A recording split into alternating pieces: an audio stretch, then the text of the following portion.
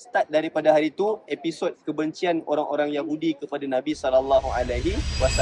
Malam 12 Rabiul Awal, ada seorang ulama Yahudi. Dia naik dekat bukit paling tinggi dekat Madinah. Dia pun menjerit, "Wahai orang-orang Yahudi, keluar!" Tengah malam panggil pula orang keluar. Maka ulama Yahudi ni sebut apa? "Wahai orang-orang Yahudi, pada malam ni, kalau kamu tengok dekat langit, bintang Muhammad dah muncul."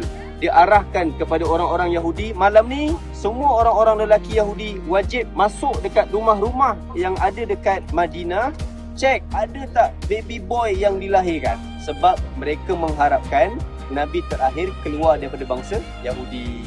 Maka start daripada tengah malam, ketuk pintu rumah yang pertama, ketuk. Dah keluar ke belum babynya? Dah keluar dah. Baby boy ke baby girl? Baby girl. Ke tuan tak nak baby girl? Nak baby boy. Pergi rumah kedua. Sampailah waktu pagi, satu baby boy pun tak ada.